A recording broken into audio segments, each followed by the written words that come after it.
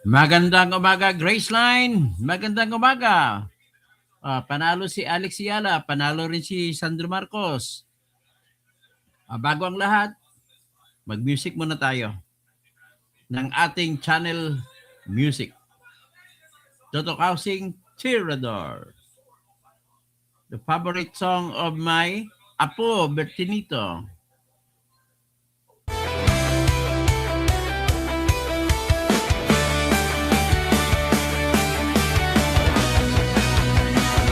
Sa Pilipinas, kilala ang tindi. Hindi kayang bayaran ni numan ang kanyang prinsipyo. Kapag may inaapi, siya ang nariyan. Kapag may bayaran, siya ang hadlang. Hindi siya tiklop sa pananakot ng iilan. Hindi siya alila ng sino mang mayaman. Kung ang kapangyarihan nila ay inaabuso, hinahawi niya yan mano-mano. Kapag ang taong bayan ang nasasakal, siya ang unang sumusugot, tumatagal. Hindi perang sukatan ng halaga, kundi kung sino ang lumalaban para sa masa. Toto kasing tirador, toto kasing tirador. Kakampi ng naaapi, kalaban ng sakim na mandarambong. Toto kasing tirador, toto kasing tirador. Hindi kayang bilhin ang puso niyang matibay.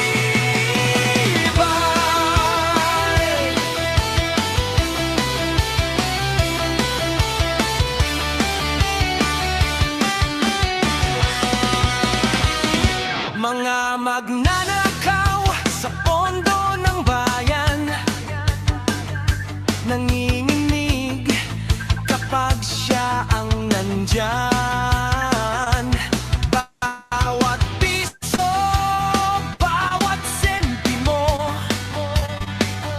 kailangang sagutin sa mata ng tao. Walang ngiti para sa mandarambong walang pwesto, para sa sumisipsip kapag ang hustisya ang pinag-uusapan. Siya ang bantay sa gitna ng laban. Kung may nilulunod ang kasinungalingan, siya ang boses na hindi tatahimik. Sa bawat galaw ng mapagsamantala, may salubong na paninindigan niya. Kasing tirador, toto kasing Tirador. kakampi ng naaapi, kalaban ng sakim na buwaya. Toto kasing tirador, toto kasing tirador. Hindi kayang bilhin ang puso niyang matibay. Hindi lahat ng malakas ay tama, hindi lahat ng tahimik ay duwag. Kapag ang bayan ang pinagkakaitan, siya ang unang humaharap. Toto kasing tirador, toto kasing tirador. Kakampi ng Magandang umaga po sa lahat. nabuwaya. At celebrate po tayo, nanalo si Alex Yala, pangalawang game niya, 3 game na lang, ay pwede rin sa champion na sa ulit. This time sa National Bank Open dun sa Toronto, Canada. Ang paninindigan. Ang ganda nangyari sa Toronto. Very hospitable ang mga taga-Canadian, Canada. Nagluto sila, naging popular ang adobo chicken doon sa Canada because of Alex Yala. At isa pa, ay gumawa ang Nike ng bagong produkto. Ang pangalan ay Nike Sampaguita dahil po sa Sampaguita na hikaw ni Alex Yala nakikita sa kanyang tenga na sinusuot niya habang siya naglalaro. Klaruhin ko lang puting hikaw yun, hindi yung pink, hindi yung green ha. Grabe naman ito mga makapink. Sasabihin niya pa pink hikaw. Grabe kayo. So ito po ang ano natin, ang ating papakita ko lang yung shot ni Alex Yala. bago tayo magtugtog ng isa pa. Ito po si Alex Yala, walang politika. Yan.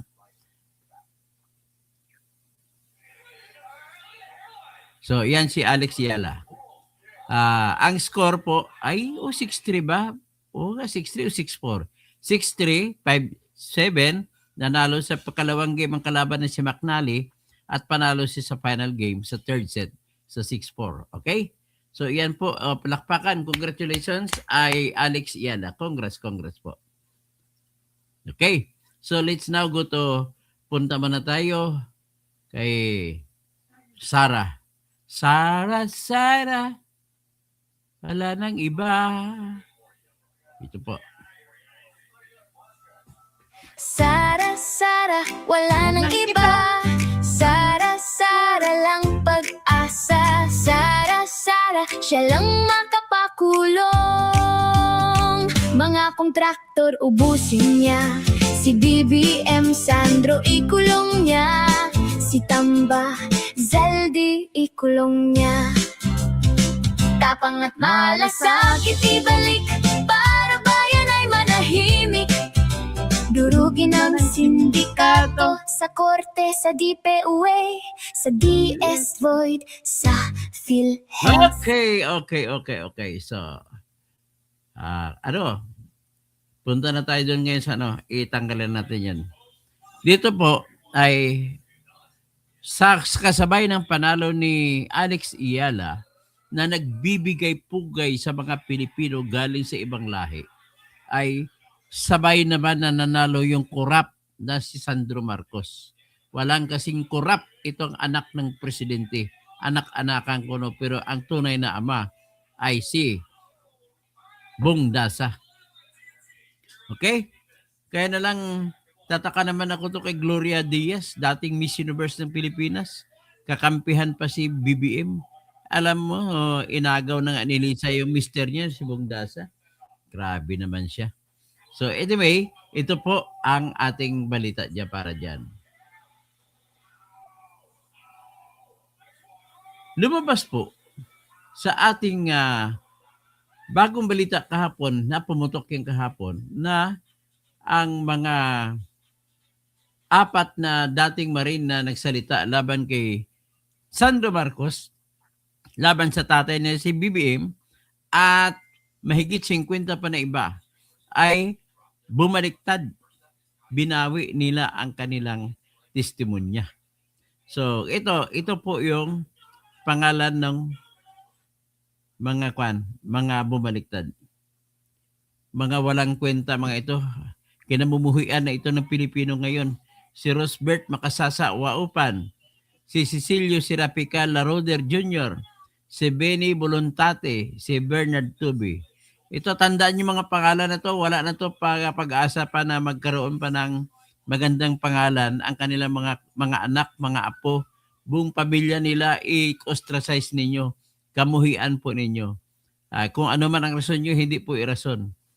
Ang laman po ng kanilang pag-atlas ng kanilang sanumpaang salaysay ay ganito. Mula ito sa mga balita na credible. Sabi nila, hindi daw totoo yung binanggit nila na affidavit at saka aligasyon nila sa mga preskon nung saan nauna. Alam mo, 2 beses sila na pumirma. Tapos, ang 2 beses na pagpirma ay babawiin lang ng isang affidavit naman na sa pagbabawi lamang. Ganon po nangyari dito. Magandang umaga, Bernard Magtibay. Maayong aga dira sa taga San Joaquin, Iloilo.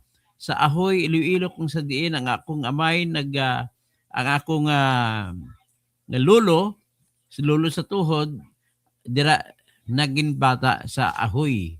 Si Severo Ariola Causing sa Ahoy ay pinanganak. Anak siya ni Judge Julian Causing na nanggaling sa Barotac Viejo. Tapos si Severo Ariola Causing nakapag-asawa sa Posadas. So ang anak niya na tatay ng tatay ko ay si Augusto Posadas Causing. Tapos ang anak niya aking tatay na si Remo Centeno Causing. Kasi ang ang boy girlfriend dati ni Lolo Agos ay si Lula Unding, tawag ko Lula Unding. Si Lordisita Centeno. Na anak naman siya ni Cornelio Causing Centeno. So nagdikit-dikit ang Causing. So anyway, happy day, good day sa tanan nga mga taga Iloilo kag sa mga kasimanwas ang akon nga nanay nga yara dira sa kwan sa Kalinog kag Lambunaw. Mayad nga aga kaninyo tanan. Mayad nga ugto naman. So anyway, sa mga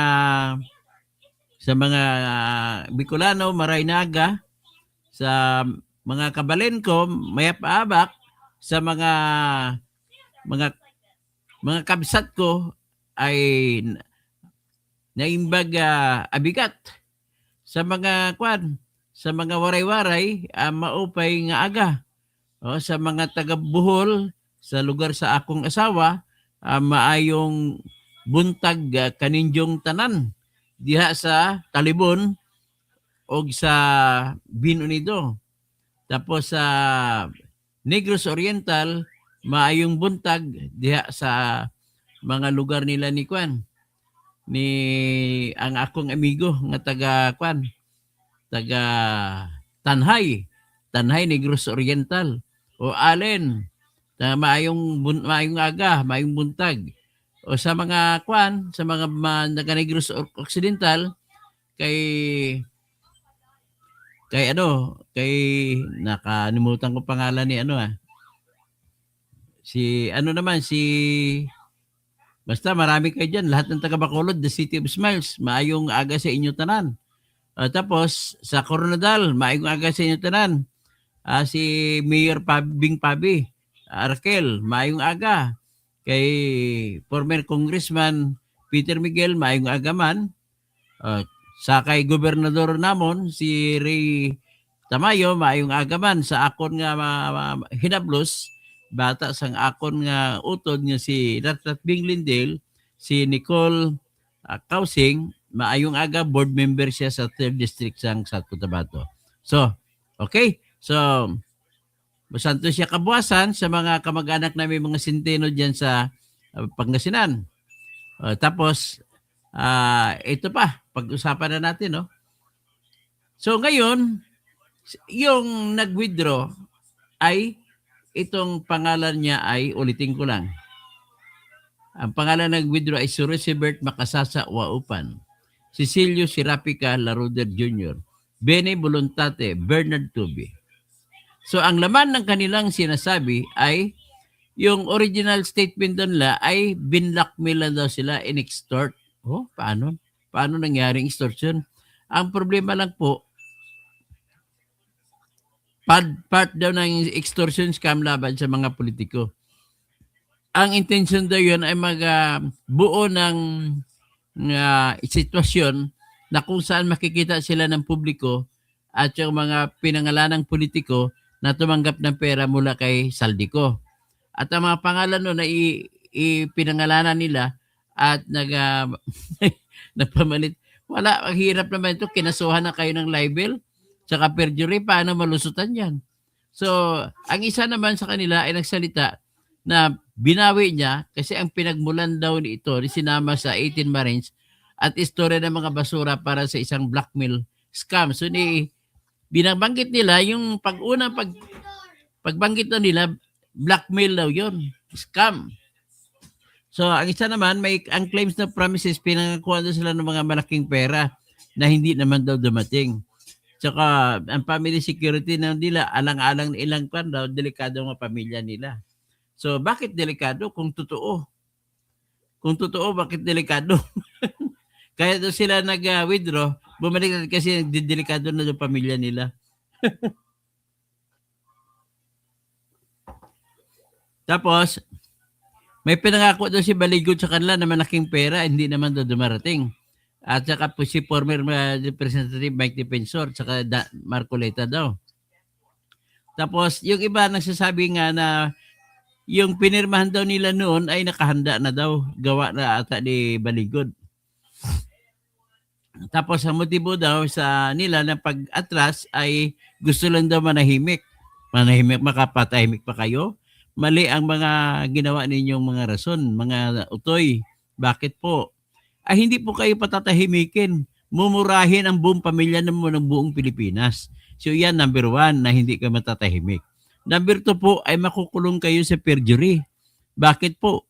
2 beses na kayo pumirma na kung ano binabanggit ninyo sa original ninyo sinasabi at nag-press con pa kayo kung ano namang sinasabing sa press con ay nababawi ng isang pirma lang. At kung sinasabi niyo hindi totoo yon, ibig sabihin kasuhan po kayo ng perjury sa unang sinabi ninyo. Ha? Pia Kapipita, no? Rasmia Ibrahim. Sa mga pagari akan, agupakat akan Rosa Barm, sa mga tausog, sa Basilan, sa Hulo, sa Tawi-Tawi, Assalamu alaikum warahmatullahi ta'ala wa barakatuh. Tapos sino pa isa? Sa San Joaquin kayo, alam ko, balaan ko Bernard, sa San Joaquin ka. So mine. So yan po ang nangyari. Analisahin natin. Pero bago natin analisahin, ipakita muna natin yung mga kwan. Ito may counterclaim pala si Baligod sa kanila. Sabi ni Libby Baligod, Attorney Baligod sa kanila, ay hindi daw totoo na pinwersa ng mga yan nung pumirma silang 2 affidavit. Na hindi daw totoo yung tinakot. Sino naman si Baligod para makapanakot? Wala namang siyang clout. Hindi naman si impluensya. At saka nag-promise, hindi daw siya nag-promise na malaking bigay. Tapos kung pinaramisan naman na malaking bigay, bakit tumagal pa kayo bago bumaliktad? Yan po, dapat nung una pa lang, nung hindi na kagad nabigay, dapat hindi na kayo binawi nyo na kagad. Ilang buwan ba? Kailan ba kayo lumabas, di ba? February 6, 2025 at 2026? Ano na ngayon? Agosto na. August 6 kasi kayo bumaliktad. So, August 6 saka February 6, ilang buwan yan? March, April, May, June, July, 7 buwan. Kung totoong kinuyog kayo, niloko kayo, January, February pa lang, March, naka-withdraw na kayo, nakabaliktad na kayo. Ang ibig sabihin po, hindi totoo yung inyong dahilan kung bakit kayo bumaliktad. Tapos, kakasuhan kayo ng, siyempre, ng mga nagagalit. Siguro ako, sige, magsasampa ako ng kaso. Perjury laban sa inyo. Tapos, ang inyong at saka libel din. Kasi na-announce na ninyo. Pagkatapos, kakasuhan ko muna kayo ng libel. At saan ko ba sila pwede kasuhan? Generally speaking, ay ang damage kahit saang lugar nangyari. Okay? So, isa daw, at least one of the remaining Malita Boy, si George Villalon, claimed yung isa sa mga Malita Boy na inaya ay hindi pumayag. 20 to 25 million ang inalok sa kanila. So, ibig sabihin, bawat isa tumanggap ng 20 million hanggang 25. Ang iba pa raw ng mga opisyal sa kampo nila ay nagbigay ng pangkontra din ng opinion. Si Ombudsman ay nagalit din sa kanila at tinuro ni Ombudsman Remulla si Romualdez. Tapos ang nangyari din naman, si Antonio Trillanes, nag-withdraw kagad Withdraw kagad. Ibig sabihin, totoo yung mga text message na umikot-ikot noon na si Trillanes ang nagtitik sa kanila. Yan po ang katotohanan. Si Trillanes ay talagang traidor sa ilang bayan ito. Siya po ang dahilan kung bakit nag-withdraw mga ito. Pero huwag kayo kasi siguro kasi may 14 pa natitira. At itong 4, no, sabi ni Boying Remulla, isama niya sa plunder complaint itong 4. Bottom line, yung full official text ng 4 nag-recant ay hindi siya na publiko kaya hindi natin nakita.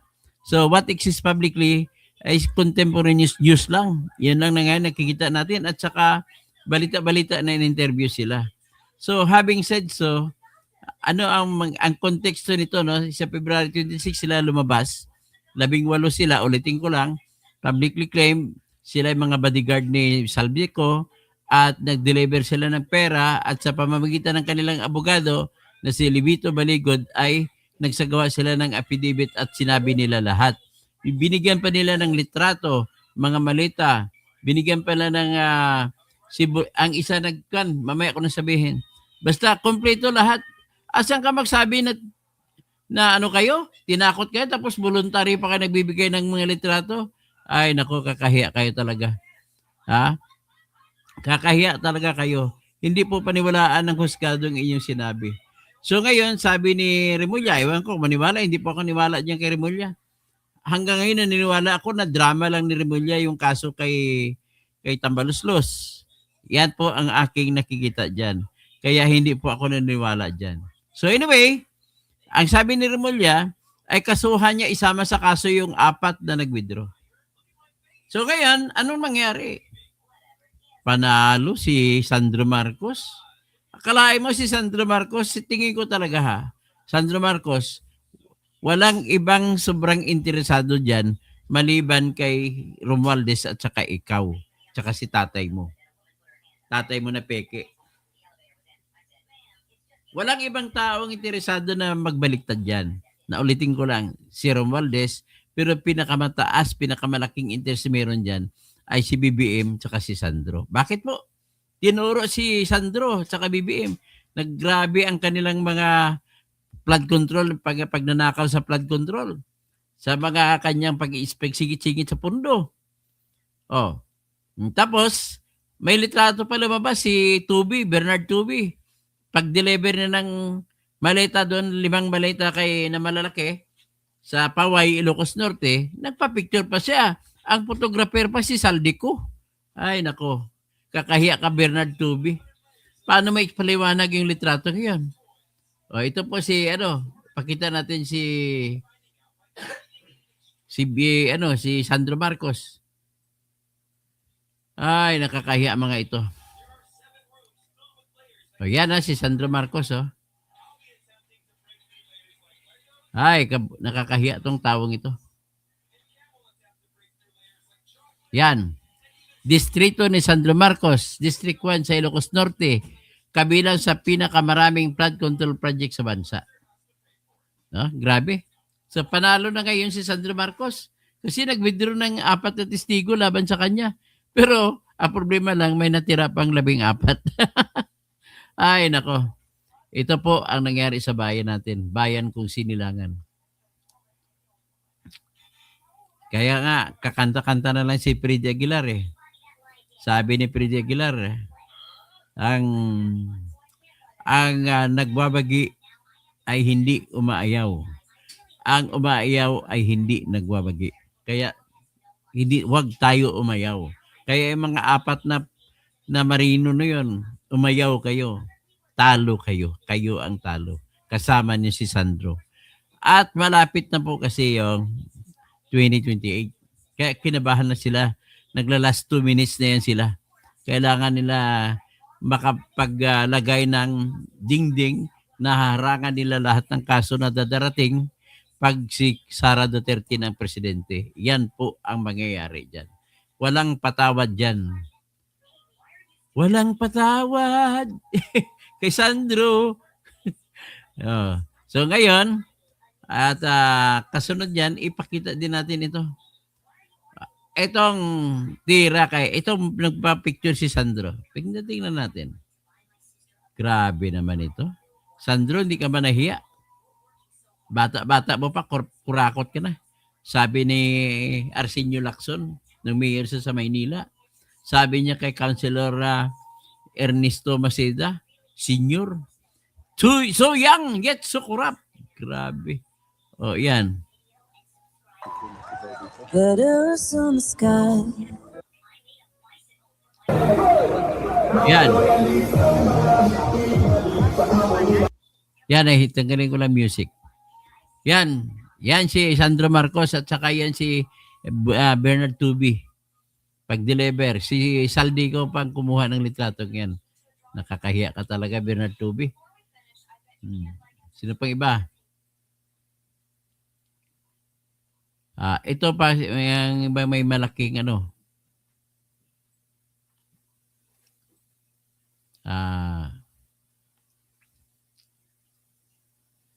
Ito pang iba, no?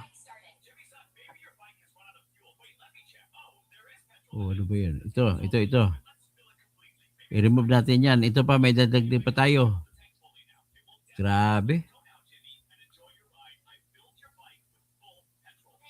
Aha. Nakita na ba natin yan? Yan, no? Yan.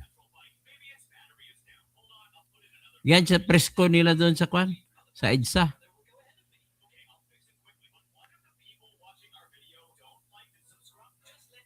Ito yung isa, yung mas clear.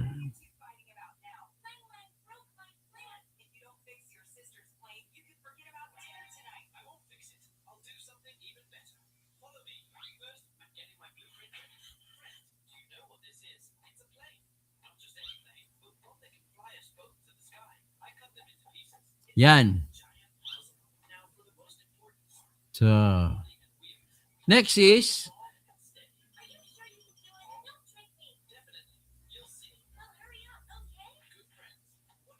ay pakita muna natin ito.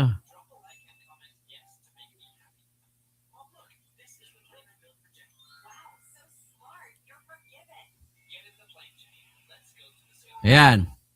Si Sandro. Ex-Marine claims nung buo pa sila. Nag-deliver talaga sila kay Sandro. Mga former Marine claims in an interview that a delivery in Ilocos allegedly involved Sandro Marcos receiving money while other deliveries were reportedly made through intermediaries. So yan po ang nakikita nating mga ebidensya na nagpapakita na talagang nag-deliver. Ito naman, ang dami na. 50 million each sa mga kada maleta.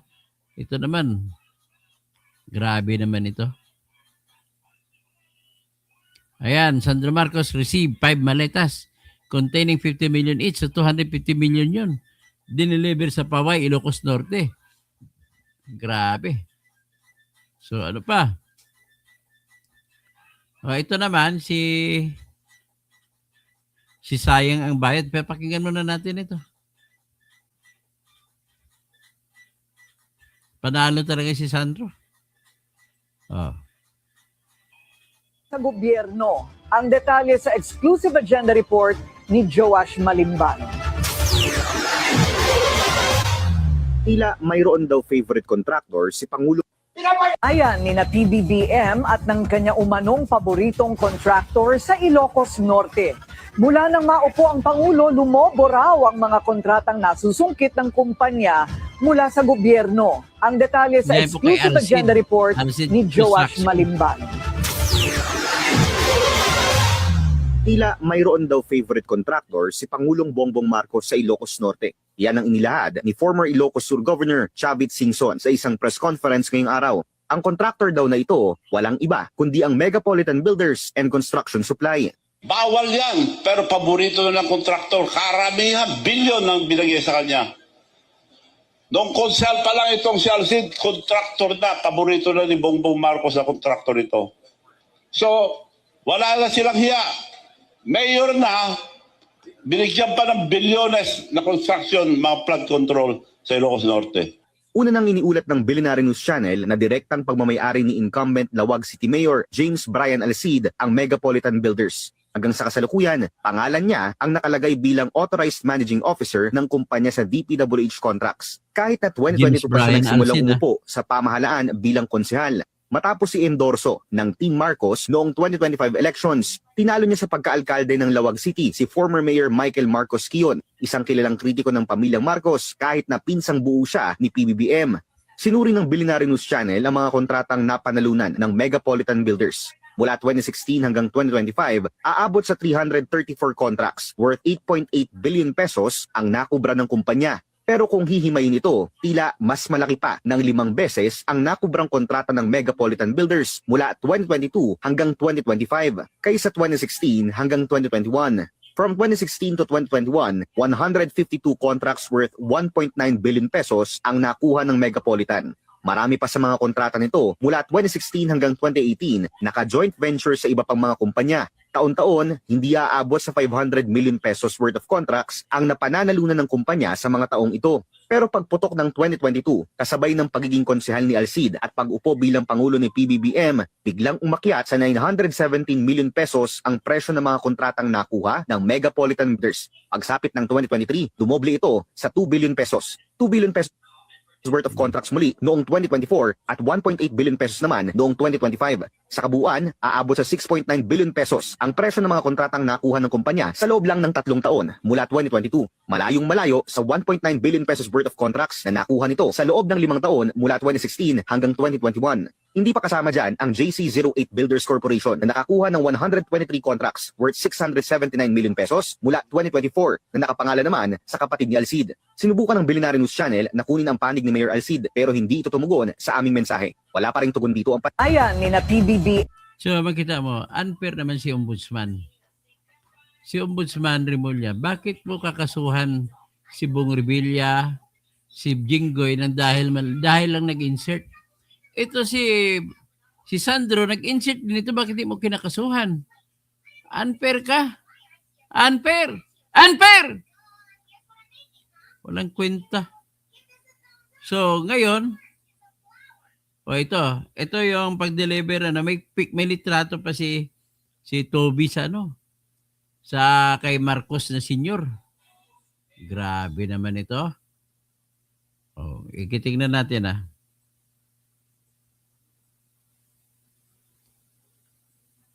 Tingnan natin yung litrato. Yan, Marcos never again. Never die. Never say die. Ayan, si Toby at saka si BBM. Toby at saka si Sandro. Dalawang korap. Basahin natin.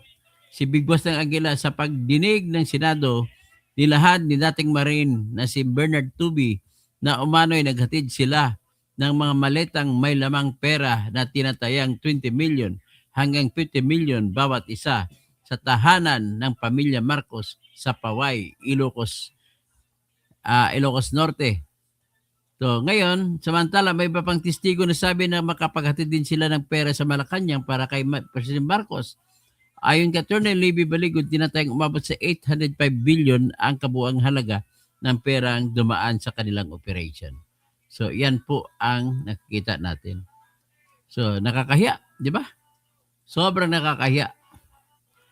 Tapos ito naman, tingnan nyo yung yan dapat nating sigilin kay BBM pag matanggal na siya sa pwesto. Ito. Magkanong utang ng bawat Pilipino? Kaya mo bang maging Pilipino? Utang ng Pilipino sa ngayon is 19.7 trillion pesos. Populasyon ay sa 2024 ay 112,727,776. I-divide mo, ang utang ng bawat Pilipino ay 169,130 pesos and 36 centavos. Yan po ang problema sa atin. Tapos sabi naman ni Edo Manzano, ang batas ay ginawa para protektahan tayo sa korap. Pero anong nangyayari? Ang mga korap ang pinoprotektahan. Yan ang problema. So, well, si Marco Rubio naman, nagpaalala, International Criminal Court is ilehitimo na international organization. Kaya sigurado ako na pinagsabihan ni Marco Rubio si Marcos. At gumawa pa rin siya diskarte na matutulong sa ICC na dalhin si Baturon. Anong klase ka? So, kaya yan po ang ating papuntahan naman natin si Sayang ang Bayot. Patungkol naman po ito sa mga projects ni Sandro sa Ilocos Norte. Ito, si Sayang ang Bayot. Ayan. Yan. Hindi siya nagmura, hindi siya nagalit sa mga tulay. Binisita ni Vince Dizon at hindi siya nagmura, hindi siya nagalit sa mga tulay sa Ilocos Norte na si Super Mario lang ang makakatawid. Kasi wala pang sahig. Ayan ang tulay na hindi pa hindi matatawiran. Na tulay. Ayan, di ba? tulay, hindi pa nagagawa. August lang ito kinunan ha. Pero August lang yung sa August mga lang. report, ito'y tapos na. Diba? Kita ninyo? Ganun kagaling. No, ganun daw kagaling si Meron Bibi din Kan, dito para si Sandro. control, eh. Sa banda rito. Pero lahat yan, bali wala na, hindi na kasi bumaliktad na si Bernard Tubi. Ini-inspection. Binisita. Ayan. Tanggalin natin yan, balik tayo sa iba. O, ito naman, tandaan yung mga mukhang ito. Dapat ito managot makulong. Ay, hindi ko na lang i-music yan. Ayan number 1, 42.39 billion daw ang proyekto ni Sandro. Tapos si BBM naman, Beach the Buzzer, pinirmahan niya yung 6.326 trillion na budget yung 2025. Grabe. Tapos si Saldico naman, tinuro si Marcos at saka si Romualdez ng 100 billion na budget insertion. Si Lisa Marcos naman at kapatid nitong si Martin Araneta kasabot sa kartel ng smuggling ng sibuyas at saka bigas. So yan po. So manigas na lang tayo niyan. O ngayon, isama natin dito sa ating ito naman si Kan.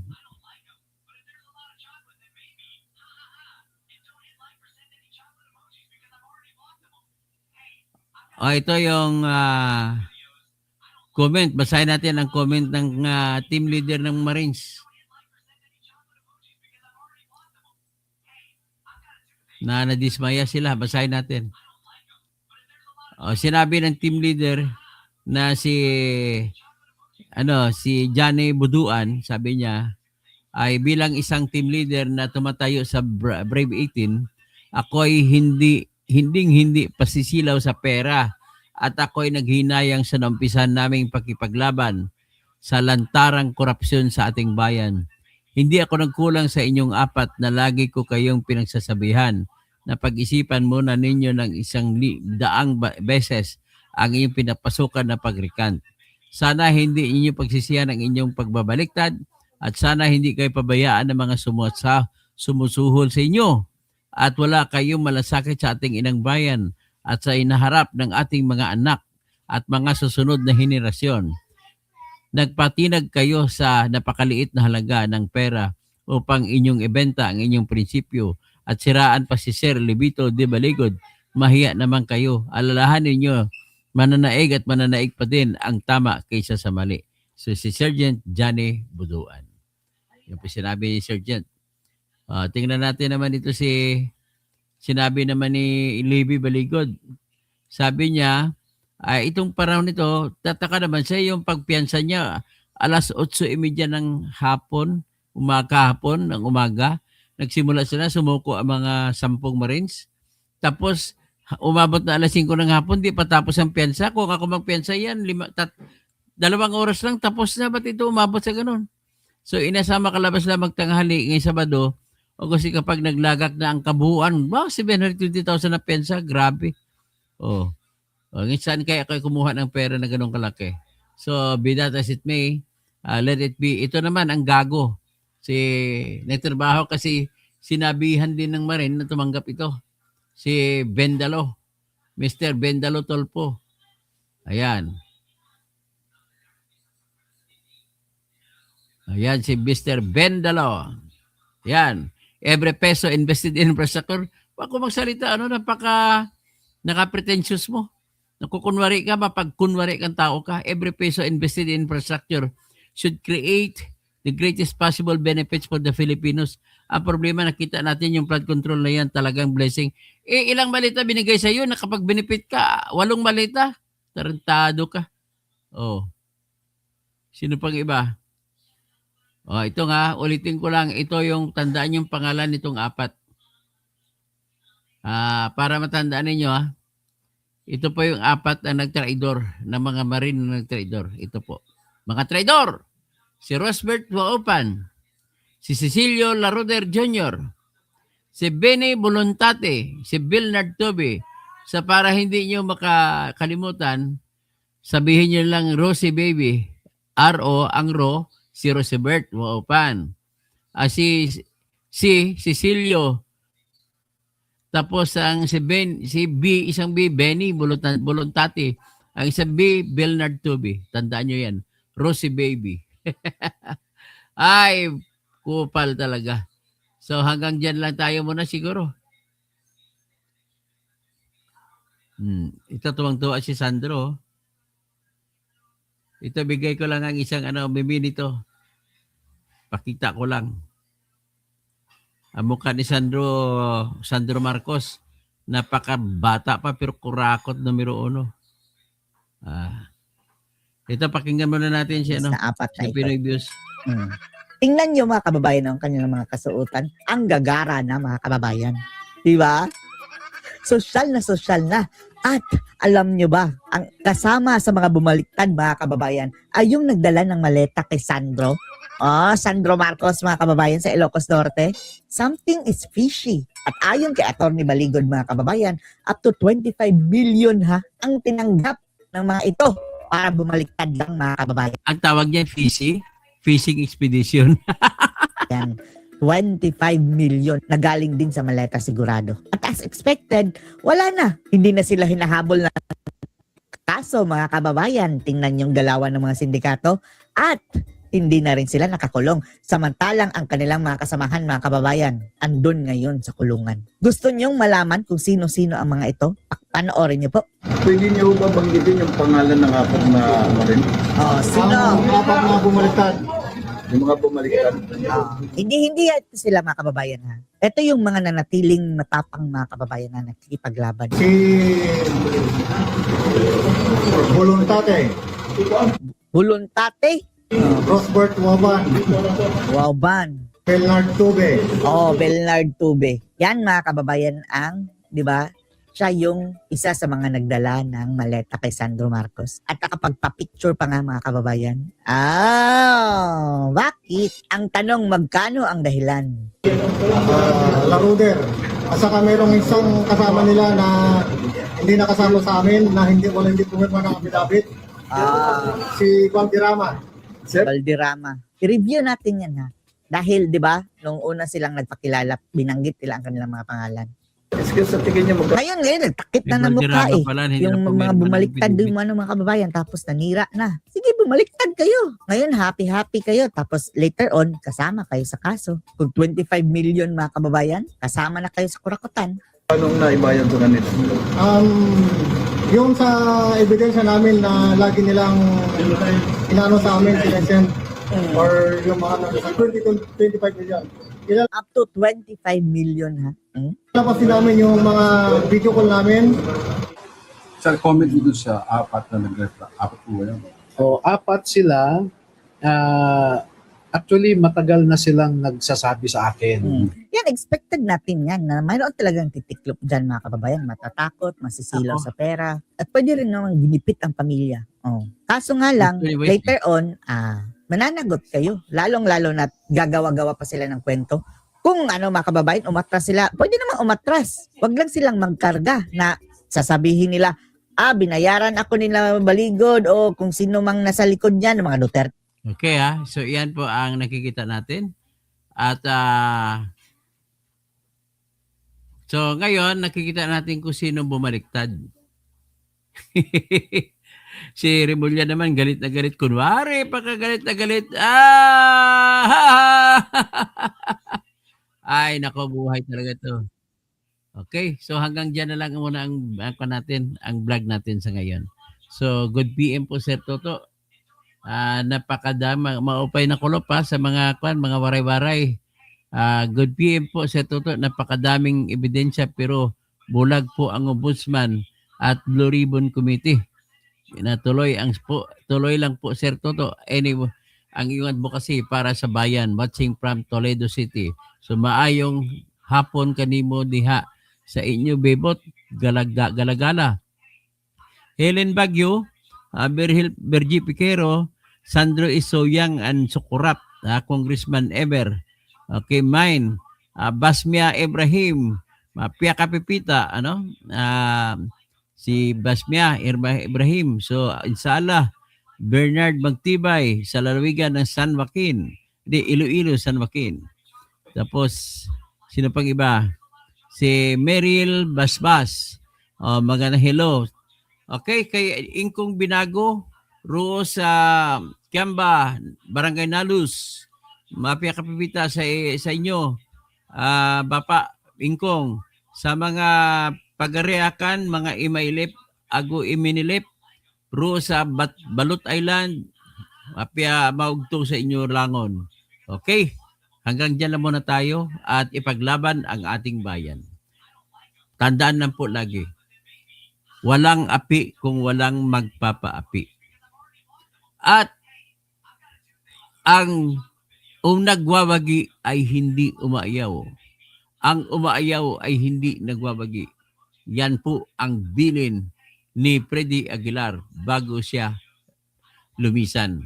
Si Freddy Aguilar po ang pinakatanyag, the greatest Ilocano singer of all time.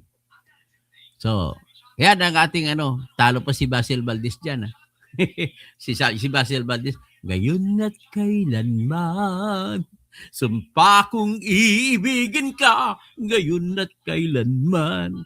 Okay, magandang hapon po. Maupay nga kulop sa mga waray-waray.